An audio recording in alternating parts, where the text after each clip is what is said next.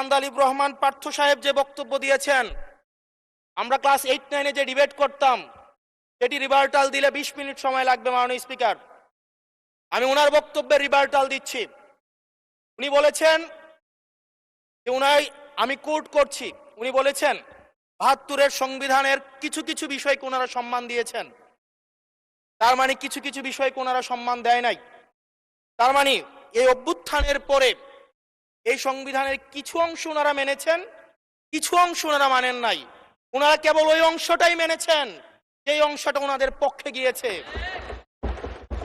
যে অংশটা ওনাদের বিপক্ষে গিয়েছে এই অংশটা ওনারা মানেন নাই। মাননীয় স্পিকার, এই ধরনের প্রকৃতি সম্পন্ন যারা আছে বাংলাদেশের পার্লামেন্ট যারা দেখছেন তারা সিদ্ধান্ত নেবেন, যারা কখনো কখনো কনফরমিস্ট, যারা কখনো কখনো রিফর্মিস্ট, তারা মূলত হচ্ছে অপরচুনিস্ট। এখন আমি সংবিধানের কিছু কিছু ধারা মানব, কিছু কিছু ধারা মানব না। আমি কখনো কখনো সাংবিধানিক, কখনো কখনো আমি অসাংবিধানিক।